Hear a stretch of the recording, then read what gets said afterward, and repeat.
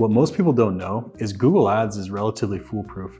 Google Ads is one of the few platforms that actually allows you to pinpoint the exact type of traffic you want to go after, which is really nice because when you can nail down the type of intent you're going after traffic-wise, you can really fixate on specifically people who are most likely to purchase your product and cut out all the other nonsense, essentially all the different broad traffic types that usually will waste your money. And when you have that ability, it makes it very, very simple because at that point, if there's no really guesswork, it takes out the variable of traffic quality. Because you know if you're targeting exactly who you want to target, it's people who are low funnel looking for your products or products similar to yours. You take the guesswork out of half the game, and then it just comes down to how well your assets and your products actually convert, right? And when you have that variable in place and you know that the quality of the traffic is no longer questionable, whether it converts or not is completely reliant on how well your actual assets do. And if they do not convert well, then you can start troubleshooting those and figuring out what do we have to do to get the ideal type of traffic to convert. So what I'm gonna do in this video is show you how we actually use the Keyword Ads Planner tool to decide what keywords we're gonna go after, along with the different types of intent. That's really the key here. We talk about this a ton in other videos. Levels of intent will make or break how well your campaigns do.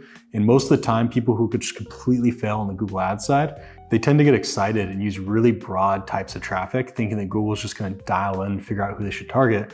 When in reality, the level of intent is what really makes Google Ads a powerful platform because you can target specifically who's in the process and where they are. It gives you the power to fixate on who's likely to convert as well. And if somebody's lower in that funnel, right, and they get to the point where they know what they want and they're just looking for an actual store to buy it from, then you can capitalize on that, as opposed to having to go through the rest of the process with the traffic type, which is convince them from their problem to needing your product. You're really swooping them up on that bottom of the funnel stage where they already know what they want and you're just getting them to purchase from you. So it's a lot easier.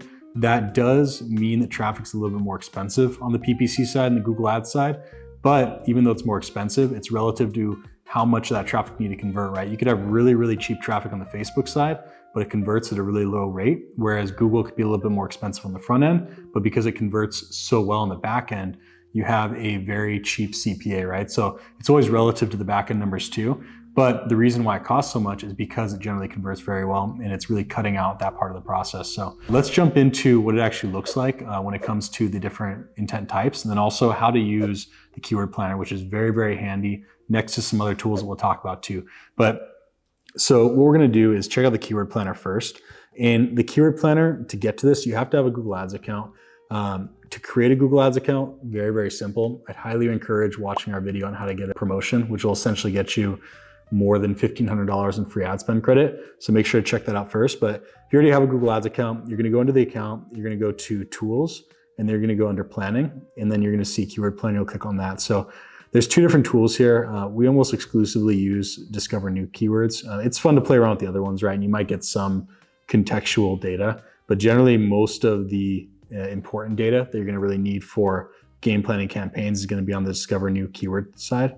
And what's cool about this tool is not only will it tell you the data based off the keywords you're thinking of, but then it'll also give you suggestions based off those keywords, and it'll give you other keyword ideas, things that other people are targeting, bid costs and things of that nature. So what we're gonna do first is we're gonna add in the example of the broadest type of keyword that we might try to target, right? And this is gonna be using the example of running shoes. These examples are gonna be very simple to understand. There's gonna be more acute ways of going after these different categories, but this will give you the overall premise of what do these each levels of intent look like. So the very broadest we're gonna look up is just gonna be best running shoes. And that's gonna be somebody who's kind of in the market. They know roughly that they want a running shoe. They just don't know exactly which one they want, what brand, what type, what color, what benefits. So we'll type in best running shoes. And that's what I mean by they're higher up in the funnel, right? Because they have all these questions that they need answered. And generally between then and buying, there's a lot of processing kind of in their mind. And a lot of the times as a brand, it's your job to answer those questions for them to get them to that lower point. But that's also why it's hard to convert, right? Because they have that whole process they have to go through mentally. Whereas when you flip it, they don't have that. So we'll type in best running shoes. We'll leave on the United States. You can definitely play around with this and do different states, you can do different countries, cities, things of that nature. But if you're in Ecom, usually you're targeting full countries. And once you load that out, you're going to see there's a lot of people searching these terms, and there's also a lot of people searching terms relevant to that term. So you can see it's going to populate the keywords you provided, and then it'll populate keyword ideas. And this is actually going to show some of the examples that we'll show later in the video. But for best running shoes, you can see right here, it has on average 74,000 people search that term per month. You can see a little graph based off of where the trend is during the month of them searching it. Sometimes it has to do with holidays. Sometimes it could be other variables in the market, but it's not super relevant. The biggest thing is really just understanding the monthly quota. From there, you'll see some other data points. You're gonna see top of page bid, low average, and then high average. This is basically saying the average cost on the low end or the high end.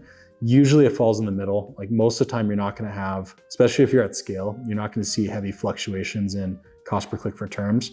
So whenever you're doing what we call keyword math, which I'm gonna show you in a second, usually you're gonna use kind of right in the middle as an average. So if this is on low, 40 cents, on high, almost $3, the cost per click is probably gonna be like $1.50, maybe $2 at most as an average.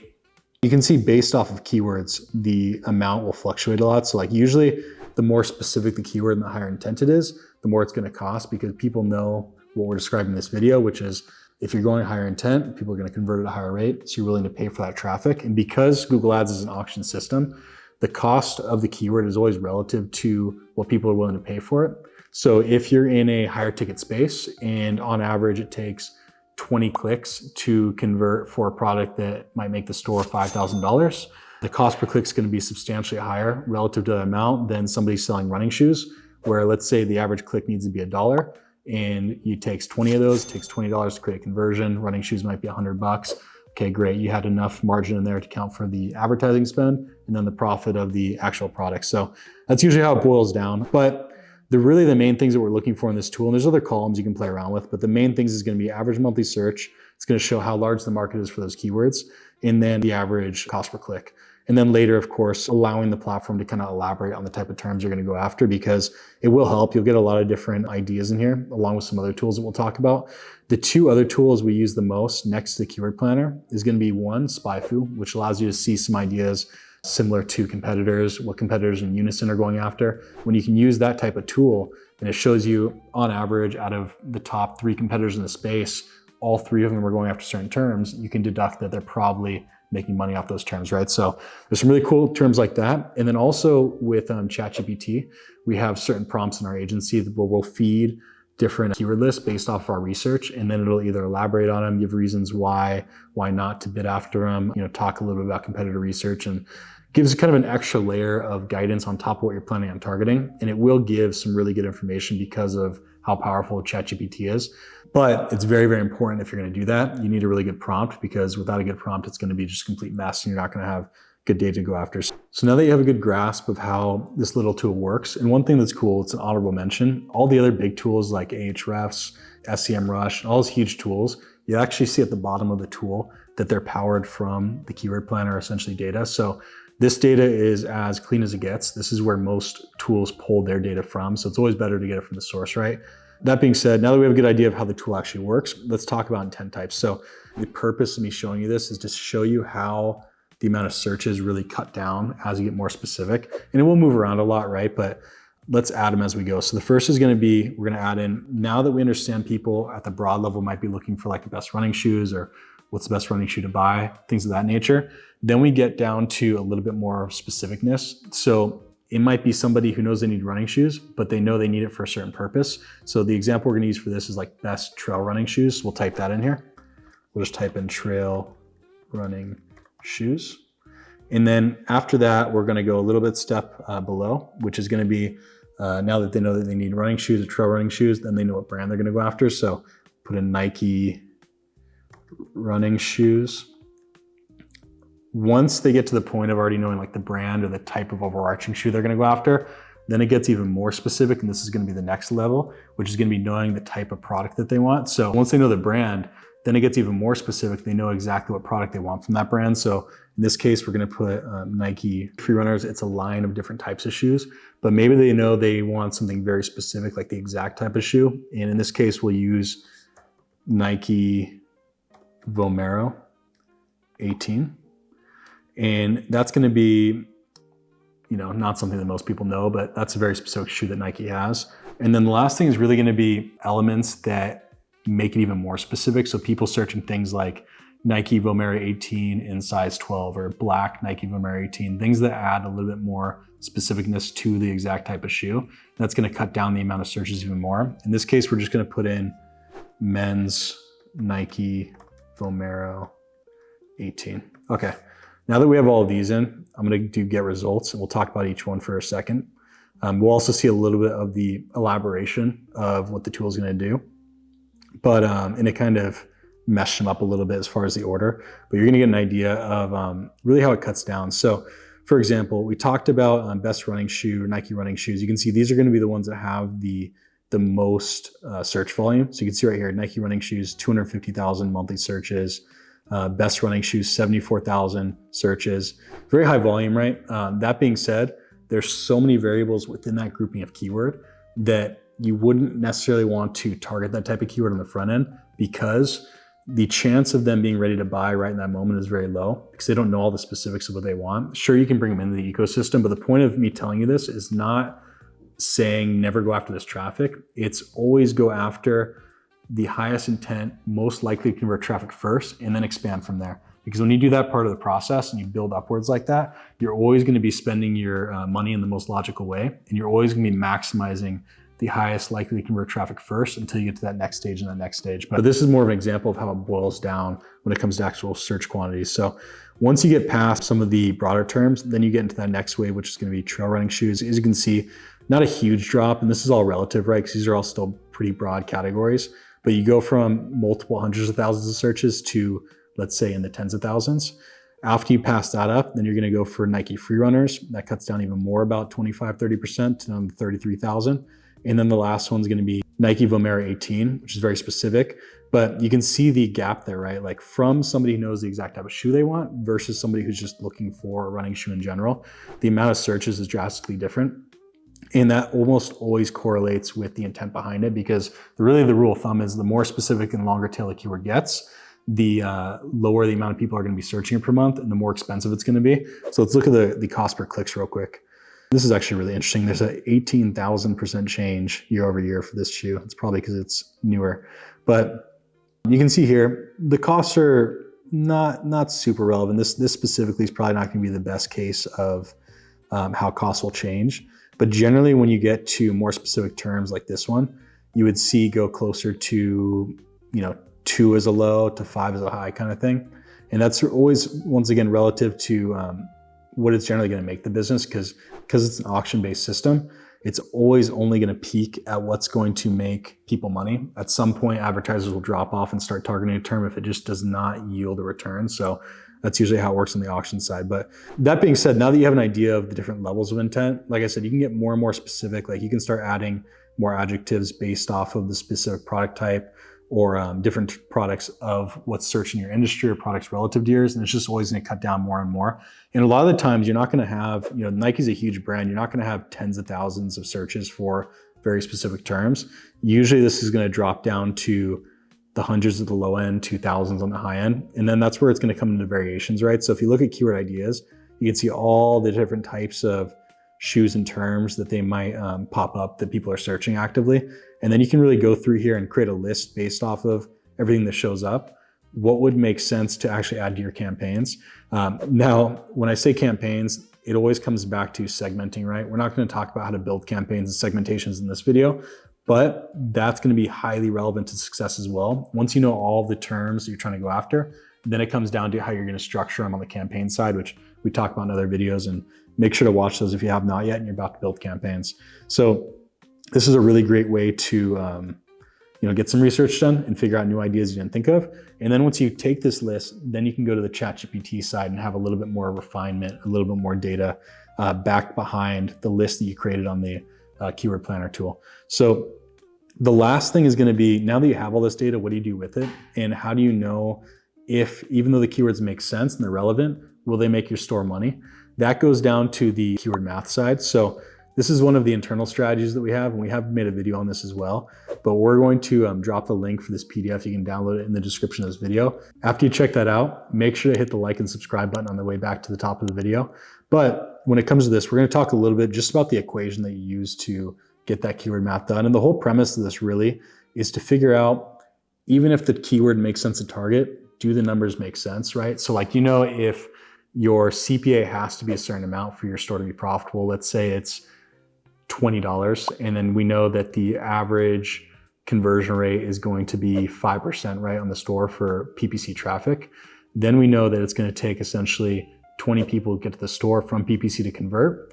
And of that 20 people, the cost per click has to be a maximum of $1 per click, right? Because you have 20 people clicking, takes that to create one purchase, and then each click costs $1. That's $20, that's your CPA. So the important thing is doing the math backwards, because if you know the maximum cost per click that you can afford for the CPA that you need, then you know what not or to target on the keyword side. And it's going to save you a lot of pain, right? Because if you start targeting all these keywords and you didn't do this math, then it turns out half of them were too expensive on the front end anyways.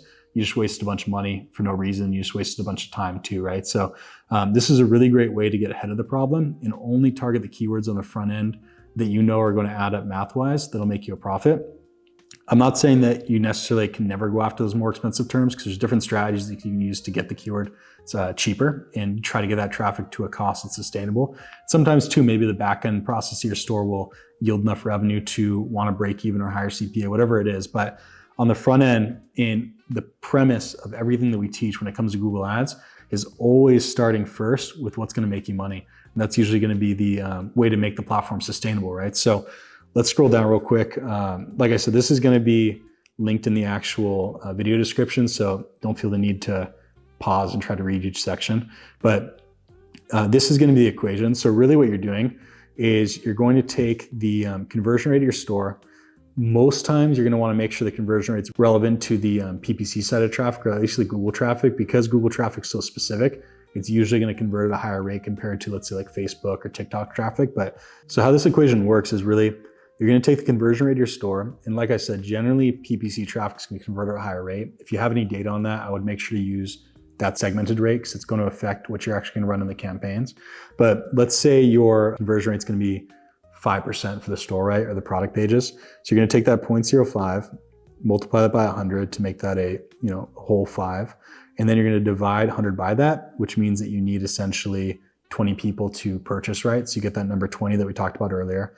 And then what you're going to do is you're going to take that 20 and you're going to multiply it against the cost per click that you're looking at. And that's going to give you your cost per acquisition. So if you want to use this as more of like a solving for a variable, right? You can keep like $5, for example, as X or Y, and then solve for that as a minimum. But this is really how you're going to figure out, based off of what cost per click, what does it need to be at to hit a maximum cost per acquisition? And that's going to give you that number. And then once you do that once, it's pretty simple, right? Then at most you can have a $5 cost per click, or at most you can have a $2 cost per click. Once you know that number and you're looking at the actual keyword side, then of all the keywords in the averages, great, this one's safe, this one's probably not safe because it's going to be $3. This one's safe, this one's get in there. And you can really pinpoint and deduct based off the numbers what's worth including. Most of the time, because like I said, it's an auction system, a lot of them will work, just because when it comes to a normal market, everyone's going to have relative prices. And for these keywords to actually be worth bidding on, they have to be a relative price for the average store to make money on the sale, So, but you will get some wild keywords and those will eat your budget really fast. So that's really what you're looking for, is making sure you don't accidentally target keywords that are just going to go a bit rogue and then they're going to eat, half your daily budget just because they have a lot of traffic, and also the cost per click's too high.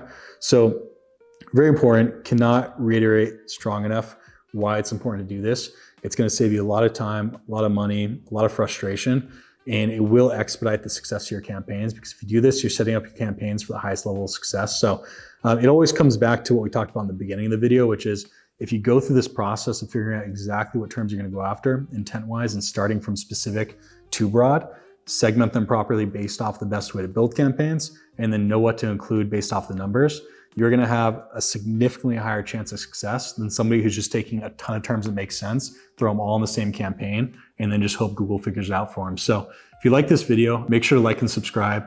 Like I said, if you don't know how to build the campaigns yet, now that you have the keywords you're going to go after, check out our video library. We have a ton of different videos based off of actual build strategy. Otherwise, we'll see you in the next video. Thanks for watching.